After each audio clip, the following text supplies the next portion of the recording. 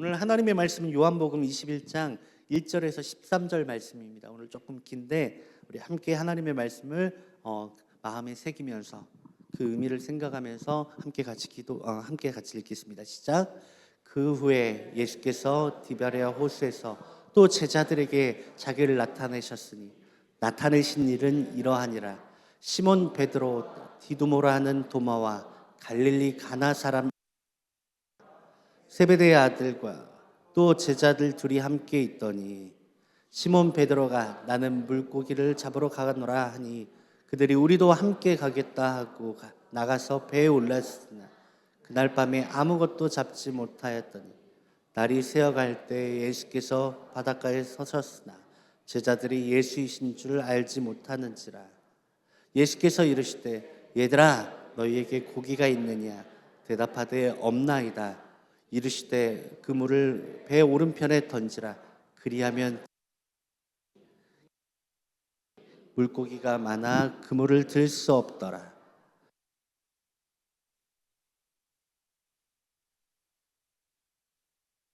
베드로가 주님이시라 하신 말을 듣고 겉옷을 두른 후에 바다로 뛰어내리더라.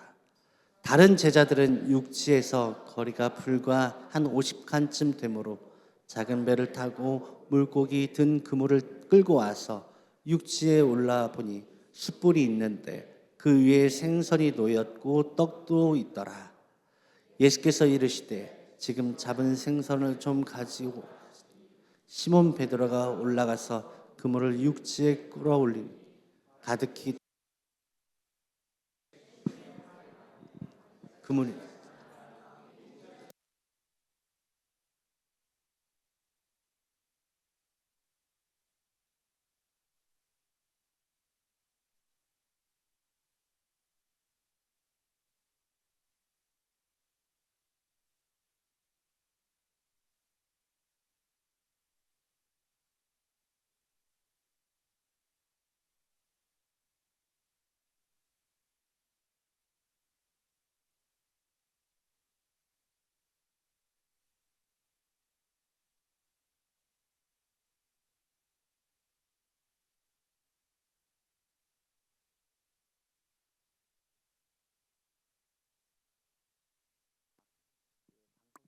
안 됐다 하고 테스팅? 네, 감사합니다. 오늘 좀 이런 상황이 어찌 보면 오늘 말씀하고도 조금 연관이 되어 있다라고 할 수 있을 것 같아요. 이런 예상치 못한 어려움들이 있을 때 이런 반복적인 이런 상황, 어려움들을 통한 주님께서 우리에게 주시는 그런 메시지가 있다라는 것입니다. 여러분 요즘 미디어에 보면 거울 치료라는 그런 말들을 좀 우리가 쉽게 접하게 되는 것 같습니다. 여러분 거울 치료라는 단어를 들어보신 적 있으시죠? 여러분 보통 이 거울 치료라는 말을 요즘 어떤 상황에서 많이 듣게 되십니까? 이 거울 치료라는 그 단어를 우리가 미디어에서 볼 때는 아이들이 정말 떼를 쓰는 순간 가운데 부모님들이 이제 어떻게 컨트롤이 안 되니까 거울 치료를 한다고 아이들보다 더 저렇게 뒤집어져 가지고 하면서 아이들로 하여금 네 모습이 이런 모습이야 하면서 아이들을 교훈하는 이게 뉴스에 나온 내용이래요. 그래서 뭔가 잘못을 깨닫지 못하는 사람들에게 그 모습을 거울과 같이 보여줌으로 인해서 잘못을 깨닫게 하는 방법을 거울 치료의 방법으로 이야기를 합니다. 그런데 원래 이 거울 치료라는 단어는 그런 것이 아니라 심리학 재학 치료의학에서 이제 거울을 통하여서 뇌의 착각을 유도해서 통증 완화나 행동 교정 혹은 이제 회복을 가져오게 하는 그런 방법으로 쓰이는 게 거울 치료의 원래 시작이었다라고 합니다. 제가 그래서 실은 어제 좀 직접 실험을 좀 보여드리고 싶어가지고 집에서 저희 애들과 저희 아내랑 이 실험을 해봤는데 안 통하더라고요. 그래서 준비를 안 했습니다. 거울을 가운데 원래는 저게 아니라 거울을 가운데다 놓고요. 한쪽 손이 마비가 된 사람들에게 한쪽 손 움직이는 손을 보여주면 다른 쪽이 움직이는 것처럼 보이니까 그렇게 되면서 뇌가 착각하게 되면서 회복이 일어나는 그런 착각의 그 재활 치료가 이 거울 치료의 모습이라고 합니다. 무엇인가 이제 활성화가 되지 않고 깨달지 못하는 것들을 거울을 통하여서 보여주면서 그것이 자연스럽게 이루어지게 만드는 기법이라고도 할 수 있습니다. 그런데 성경에도 보면요, 이런 거울 치료와 같은 상황들이 여러 곳에 존재한다라는 것을 우리가 알 수 있습니다. 우리가 많은 부분들이 그런 부분들이 있는데요. 우선은 아브라함의 어떤 실수 중에 하나는 아내를 2번이나 팔아먹었다라는 것이죠. 2번이나 팔았다라는 것은 어찌 보면 잘 깨닫지 못하는 상황이라고도 할 수 있는데, 근데 좀 안타까운 것은 그런 아브라함의 실수의 모습을 똑같이 아브라함의 아들인 이삭이 똑같은 모습으로 답습을 한다라는 것이죠. 또 야곱도 어찌 보면은 아버지를 속여서 장자권을 취하게 됐는데 도망한 그 삼촌 라반의 집에서 자신도 똑같이 속임을 당하게 되어지는 그런 힘든 일을 겪었을 때 야곱이 그 모습을 통하여 자신의 모습을 바라보고 좀 뉘우치고 떠올리게 되어졌다, 그런 이야기들도 하게 됩니다. 여러분, 우리가 성경 공부를 하다 보면 실제로 이 구약의 이스라엘 백성들의 모습을 보면서 한탄하시는 경우가 많이 있죠. 아니, 어쩌면 저렇게 하나님의 말씀을 깨닫지 못하죠. 어쩌면 저렇게 반복적으로 똑같은 실수를 번복하지, 어쩌면 저렇게 어리석은 일들을 반복하고 있지 하면서 그들을 되게 답답해하는 경우가 많이 있습니다. 그런데 여러분, 성경은 그런 이스라엘 모습을 비춰주시면서 실은 그 거울 속의 이스라엘의 모습이 바로 너의 모습이야 라고 말씀하신다라는 거예요. 따라해 봅시다. 내 모습입니다. 그걸 모르고 실컷 이야기하다 보면 실은 그 모습이 네 모습이야 라고 말씀을 하신다라는 거예요. 여러분, 그래서 성경은 우리의 모습을 비춰주는 거울과 같다라고 할 수 있습니다. 그래서 성경은 성경의 사건과 인물들을 우리의 자신과 어떤 우리의 상황들을 투영하게 함으로써 우리가 그 모습을 보면서 우리 인생의 문제의 답을 찾고 우리의 어떤 문제를 통해서 회복을 유도하게 하시는 그런 의도가 있다는 것입니다. 고린도전서 10장 8절에서 11절 말씀에 바울 사도가 이 구약의 광야에 있었던 이스라엘 백성들의 모습을 이야기합니다. 그들 중에 어떤 사람들은 음행을 하다가 하루에 2만 3천 명이 죽었나니 우리는 그들과 같이 음행하지 말자. 그들 가운데 어떤 사람들이 주를 시험하다가 뱀에게 멸망하였나니 우리는 그들과 같이 시험하지 말자. 그들 가운데 어떤 사람들이 원망하다가 멸망시키는 자에게 멸망하였나니 너희는 그들과 같이 원망하지 말라. 따라합시다. 원망하지 말라. 그런데 이런 이야기를 하면서 11절에 뭐라고 말씀하십니까? 우리 11절 말씀 같이 읽어보겠습니다. 시작. 그들에게 일어난 이런 일은 본보기가 되고 또한 말세를 만난 우리를 깨우치기 위하여 기록되었느니. 이런 말씀을 기록하신 이유가 무엇이라고요? 거울 삼아서 너희는 똑같은 실수를 범하지 않게 하기 위해서, 똑같은 잘못으로 넘어지지 않게 하기 위해서 이런 말씀들을 기록하였다라고 말씀하고 계시는 것입니다. 여러분, 이 성경의 이러한 이야기들은요, 하나님 입장에서 너무나 가슴 아픈, 마음 아픈 이야기라고 할 수 있습니다. 오늘 그 예배 전에 조금 탄 냄새가 좀 많이 났어요. 그랬더니 어떤 한 자매가 저한테 와서, 목사님, 이 탄 냄새가 하나님께서 우리가 너무나 말을 듣지 않아서 하나님의 속 타는 그 냄새라고 이야기를 하세요라고 이야기를 해주더라고요. 여러분, 이런 상황을 통해서 그런 것들을 깨닫고 생각할 수 있는 것이 지혜고 은혜다라는 것입니다. 하나님께서는 이런 상황들을 막 이야기해서 우리에게 말씀을 하시는데 우리는 그 이야기가 나랑은 상관없는 이야기처럼, 딴 나라 사람처럼 이야기처럼 듣고 생각해서는 안 된다는 거예요. 여러분께서 만약에 자녀들의 어떤 행동 교정을 위해서 자녀들의 모습을 보면서 안타까운 마음으로 나의 수치를, 나의 감추고 싶은 어떤 연약감들을 드러내면서 아이들에게 이야기를 했는데 그 아이가 그 이야기를 귀중하게 듣지 않는다라고 하면 여러분들의 마음이 어떠시겠습니까? 하나님께서 이와 같은 성경에 하나님의 아픔과 같은 이야기를 하시는 것은요, 그만큼 우리를 향하여서 간절하게 말씀하시는 거라고 할 수 있습니다. 여러분, 그런 하나님의 마음을, 하나님의 음성을 듣는 저와 여러분들 되어주시기를 예수님의 이름으로 축원합니다. 아멘이십니까? 여러분, 우리가 오늘 어린이 주일로서 자녀들에게 교육을 하죠. 그런데 그 자녀들이 정말 그 마음을 헤아려서 그 마음에 부모님의 어떤 의도에 반응하면 얼마나 기쁘겠습니까?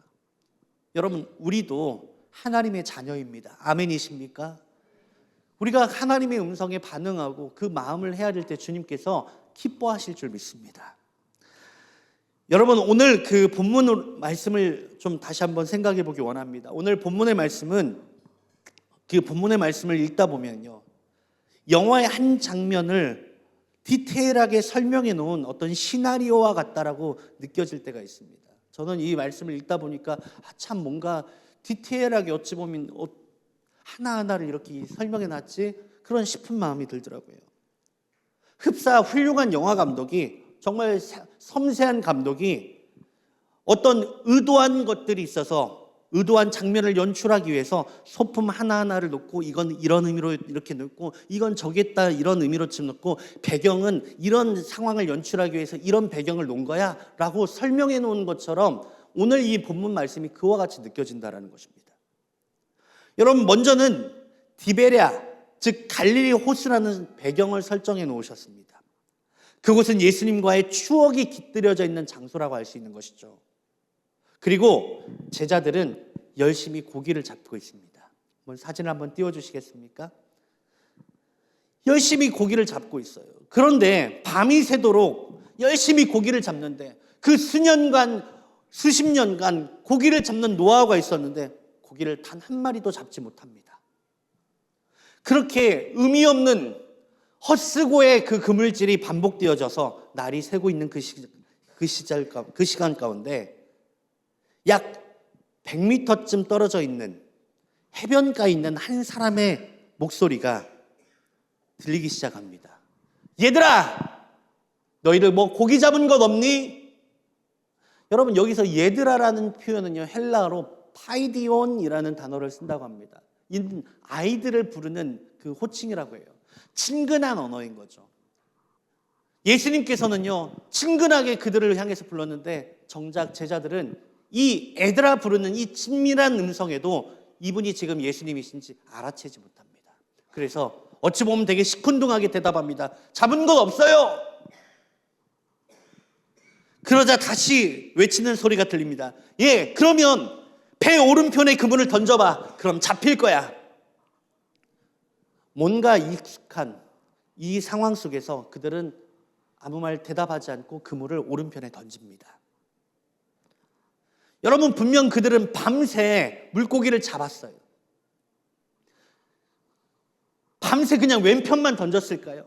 이리저리 돌아다니면서 왼편 오른편 앞뒤 할 것 없이 사방간대를 다 그물을 던졌을 거예요. 그런데 그 말씀에 순종하여서 오른편에 그물을 던졌을 때 성경은 153마리나 되는 물고기를 잡았다라고 구체적으로 말씀하고 있는 것입니다.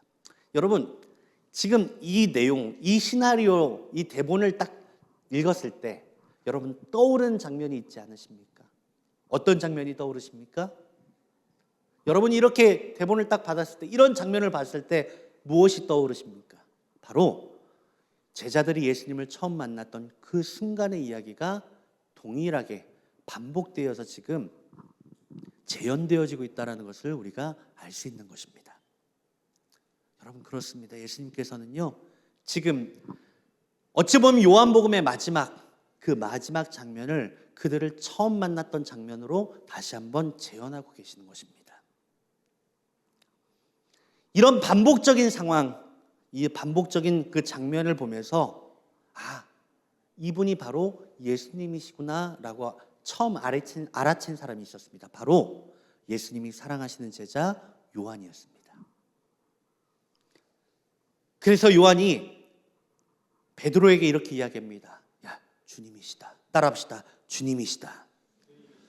여러분, 우리가 이런 반복적인 우리의 일상 가운데 찾아오는 어찌 보면 결핍의 문제, 또 그 결핍이 채워지는 이런 상황을 통하여 우리가 깨달아야 할 것, 우리가 알아채야 하는 것이 있는데 바로 이 일을 이루신 분이 바로 주님이시라는 것입니다. 다시 한번 이렇게 좀 해봅시다. 주님이시다. 이 반복되진 상황 속에서 요한은 눈으로는 보이지 않았지만 이 말씀하시는 분이 예수님이시라는 것을 깨닫게 되어진 것입니다.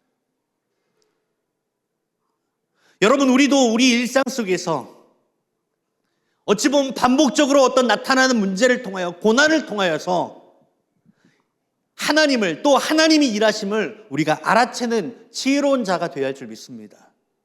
반복적으로 일어나는데도 이게 무슨 일이지? 여러분, 그렇게 해서는 안 된다는 거죠. 뭔가 우리 생활 속에서 늘 여러분 물고기를 잡던 곳이었는데 유독 그날따라 물고기가 잡히지 않는 거예요. 우리 일상 속에서 늘 우리가 하던 일, 익숙하게 하던 일이고 우리가 평범하게 하던 일들인데 웬일인지 그날따라 일이 되지 않아요. 그냥 일상의 삶을 살아가는데 수많은 노하우가 있는데 갑자기 실패를 겪게 됩니다. 반복적으로 내 노력과 내 어떤 노력이, 경험이 허무하게 되어지는 순간들을 경험하게 될 때가 있습니다. 뭔가 내 힘으로 막 해보려고 애쓰는데 도저히 그 문제가 해결되어지지 않아서 좌절하고 싶을 때가 다가온다는 것입니다. 여러분, 따라합시다. 내 힘과 노력으로 안 될 때, 그때가 하나님의 때입니다. 다시 한번 크게 읽어봅시다. 시작. 여러분, 뭔가 여러분의 인생 가운데 내가 지금 쌓아있는 경험과 노력과 내 열심과 내 무엇으로 할 수 없는 어떤 문제가 여러분 앞에 있을 때, 멸망했던 사람처럼 똑같이 원망하고 주저앉아 버리는 것이 아니라, 따라합시다. 주님이 일하실 때입니다. 여러분, 이것을 깨닫는 은혜가 있으시길 예수님의 이름으로 축원합니다. 뭔가 내 힘으로 안 될 때 뭐야 하고 원망하는 것이 아니라 이제 주님이 일하실 때인가 보다. 여러분, 이것을 알아채는 지혜로운 저와 여러분들 되어주시길 예수님의 이름으로 축원합니다. 여러분, 분명 밤새도록 평생 노하우로 배 오른편 왼쪽 앞뒤할 것 없고 그물을 던졌는데 그 모든 수고가 헛수고가 되어졌다는 거예요. 그런데 하나님의 음성이 들립니다. 특별한 지침, 특별한 방법을 알려주시는 것도 아니에요. 야, 좌표 어디 한번 던져봐. 이것도 아니에요. 오른편에 던져봐. 분명 전까지도 그 말씀 전에도 오른편에 금을 던졌을 거예요. 오른편만 아니라 사방간데 다 내가 노력해봤을 거예요. 그런데 여러분, 오른편에 던지라고 말씀하셨을 때, 그 오른편에 던졌을 때 여러분 물고기를 그물 가득 건지게 되어진 줄 믿으시길 바랍니다. 여러분, 우리가 수도 없이 노력해봤고 애써봤지만 안 되었어도 여러분 주님이 말씀하신 때, 그때 우리가 순종으로 던졌을 때 물고기를 잡을 수 있게 되어진다는 것입니다. 따라합시다. 여러분, 주님이 말씀하신 때, 그때가 하나님의 때입니다. 여러분, 주님께서 말씀하신 때가 하나님이 일하신 때는, 지금까지 내가 수많은 노력을 해봤고 애써봤지만 제가 이제까지 해봤는데 안 됐는데요. 여러분, 어찌 보면 우리가 우리의 수고가, 우리의 열심이 하나님의 말씀 없는 내 열심과 내 수고였기 때문에 헛수고가 되어진다는 거예요. 내가 이제까지 애써봐서 안 됐어도 여러분 주님이 말씀하셨을 때, 그 말씀에 순종할 때 기적이 일어나게 될 줄 믿으시길 바랍니다. 따라합시다. 주님 말씀하실 때 기적이 일어납니다. 주님 말씀하셨을 때 그물을 던져야 돼요. 내 생각, 내 때, 내 방법이 아니라 주님의 말씀으로 순종함으로 그물을 던질 때 여러분 우리는 기적을 경험하게 되어질 줄 믿으시길 바랍니다.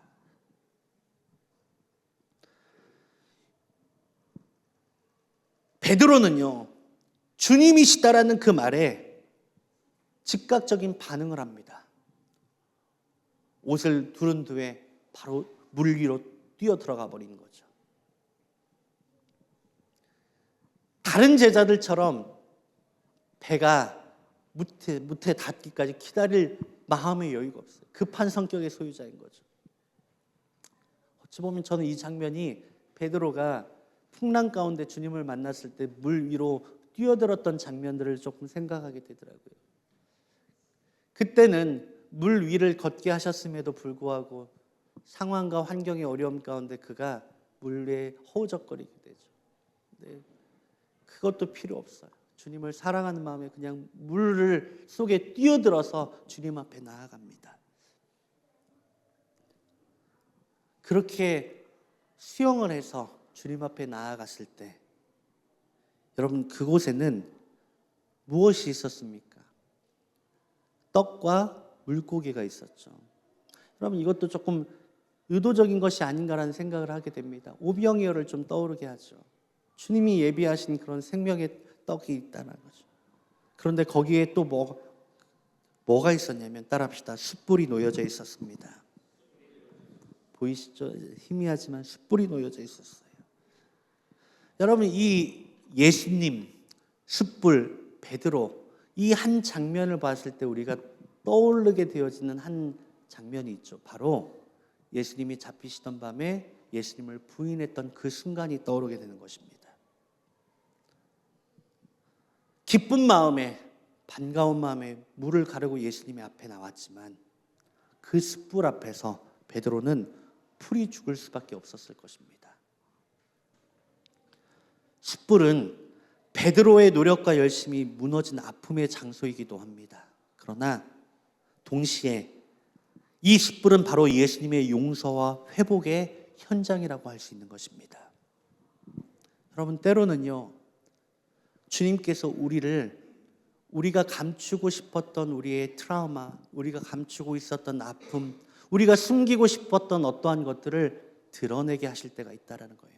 대면하게 하실 때가 있는 거예요. 나는 이 이야기를 안 꺼냈으면 좋겠는데 주님께서는 그 내 숨겨져 있는 것들을 꺼내라고 우리에게 요구하실 때가 있다는 것입니다.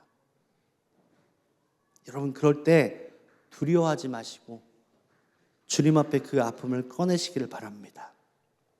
여러분 주님의 이 숯불은요, 주님께서 준비하신 이 숯불의 장소는 베드로를 책망하고 꾸짖고 너 왜 그랬어 하고 정죄하기 위한 숯불이 아닙니다. 주님의 이 숯불은 우리에게 상처를 주고 아픔을 주기 위한 숯불이 아니라 바로 여러분 우리를 회복하기 위한 주님의 불이라는 것을 기억하시기를 예수님의 이름으로 축원합니다.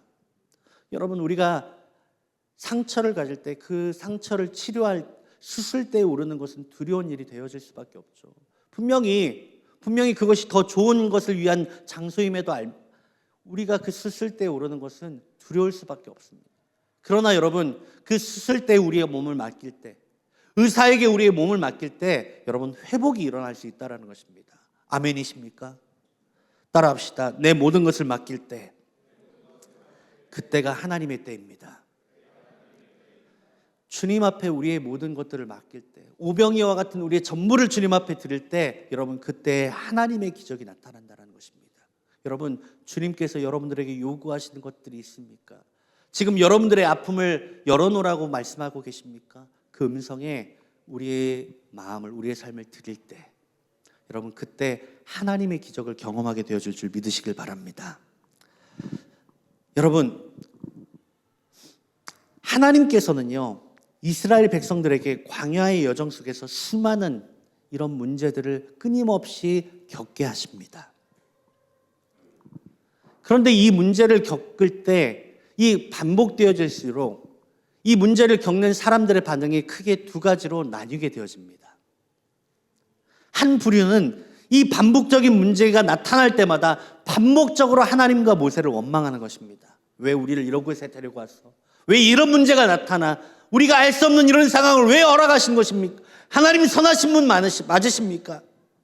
끊임없이 하나님을 향하여서 원망합니다. 그들의 결말도 끝까지 원망하다가 멸망한 이야기로 끝나게 되는 것입니다. 그런데 여러분 이런 고난이 반복되어질수록 또 다른 한 부류가 나타납니다. 그 부류는요 어찌 보면 똑같이 처음에는 두려워했을지도 모릅니다. 똑같이 원망하는 마음도 있었을지도 모릅니다. 그런데 이런 문제들을 반복적으로 겪게 되면서 보게 되어지는 것이 있었어요. 문제가 나타나면 하나님께서 기적을 행하신다는 거예요. 따라합시다. 문제가 나타날 때 하나님이 일하십니다. 이것을 반복적으로 보여주시는 거예요. 이런 일이 일어났을 때 네 힘으로 알 수 있는 일이 아닐 때 하나님의 놀라운 더 기적이 나타납니다. 홍해를 가르십니다. 어떻게 우리 인간의 힘으로 그 홍해를 건널 수 있겠습니까? 적들이 일어났는데 수많은 적들 앞에서 대승리를 거두게 하십니다. 그걸 반복적으로 경험하게 될 때 교육이 되어지는 거예요. 아, 하나님이 일하시겠구나. 이제 뭔가 일이 나타나면 두려워하고 염려하는 마음들이 있었을지라도 핏이 굳게 되죠. 하나님이 뭔가 또 새로운 일들을 행하실까? 이번에는 어떤 일들을 행하실까? 그런 기대감으로, 두려움이 기대함으로 바뀌게 되는 것입니다. 그래서 여러분, 마지막 순간 가운데 그들의 힘으로 어떻게 해볼 수 없는 그 거인들을 만나게 되고, 이 가나안 땅의 어떤 어려운 상황들을 보았을 때 그들이 저들을 향해서 저들은 우리의 밥이다 라고 힘차게 외칠 수 있었던 것은요, 이 반복적인 상황들이 거울이 되어서 지금이 하나님이 또 일하실 타이밍이구나, 이것을 깨닫게 되어진 것입니다. 여러분, 이런 은혜가 있으시기를 예수님의 이름으로 축원합니다. 여러분은 지금 우리의 삶 속에서 반복되어지는 고난을 통하여서, 이런 상황을 통하여서 무엇을 배우고 무엇을 깨닫고 계십니까? 여전히 내 힘과 내 노력으로 그 문제를 해결하려고 아둥바둥하다가 원망과 불평하고 좌절로 끝내버리고 있지는 않으십니까? 여러분, 내 힘으로 안 되는 그 상황이 하나님이 일하시는 가장 완벽한 때임을 기억하시기를 예수님의 이름으로 축원합니다. 문제가 있을 때 주님이 일하셔야 합니다. 그 주님 앞에 나아가는 저와 여러분들 되어주시기를 예수님의 이름으로 축원합니다. 여러분, 절망하기보다 주님 앞에 나아가야 합니다. 그 문제를 통하여 오히려 하나님이 일하심을 기대할 수 있는 믿음의 사람들 되어주시기를 예수님의 이름으로 축원합니다. 여러분, 이게 반복적인 상황을 통하여, 광야와 같은 인생 속에서 반복적인 고난을 통하여서 우리에게 주시는 하나님의 능력이라는 것입니다. 문제 앞에서 담대할 수 있는 것, 문제 앞에서 하나님을 기대할 수 있는 것, 우리 한번 연습해 봅시다. 하나님이 일하실 때군요. 자, 여러분 앞에서 뭔가 재정에 문제가 생겼습니다. 그럼 첫 번째, 난 이제 망했어가 아니라 뭐라고 하셔야 한다고요? 하나님이 일하실 때군요. 여러분, 어떤 건강의 문제 가운데 어떻게 해볼 수 있는 방법이 없어요. 그럴 때 뭐라고 외치셔야 합니까? 하나님이 일하셔야 하군요.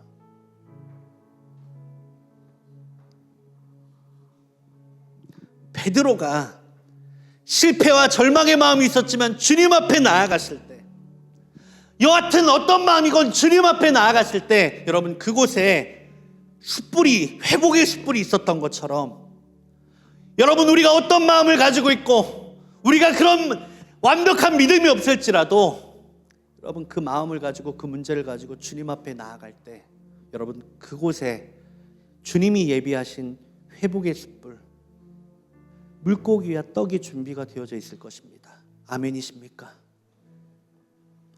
어떤 어려움을 겪고 계십니까? 그 문제가 하나님이 일하실 때입니다. 여러분, 그것을 우리가 배워야 합니다. 오늘 어린이 주일입니다. 우리 아이들에 대한 교육에 대한 말씀을 많이 전하곤 했죠. 그런데 여러분, 우리가 아이들에게 가르쳐야 할 것은요, 그냥 성경의 어떤 문자적인 내용보다 더 중요한 것이 있어요. 모세가 신명기를 광야 2세대들에게 다시 한번 가르칠 때 가장 먼저 기록했던 것 중에 하나가 뭐냐면요, 하나님이 행하신 일들을, 출애굽 역사를 다시 한번 반복적으로 그들에게 말씀해 줬어요. 왜? 하나님이 행하신 일들. 여러분, 그 하나님이 행하신 일들이 우리의 삶을 통하여서 자녀들 세대에게 전해져야 합니다. 아멘이십니까?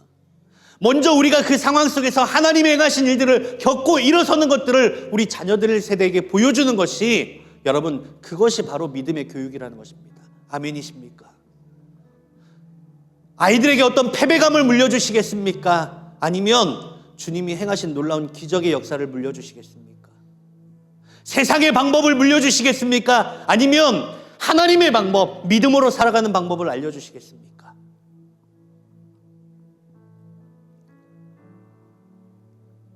지금이 주님이 일하실 때입니다. 아멘이십니까? 우리 이 찬양하면서 기도합시다. 하나님, 말씀을 통하여, 이 반복적인 상황을 통하여 내게 하시는 주님의 음성을 내가 듣고 주님을 구합니다.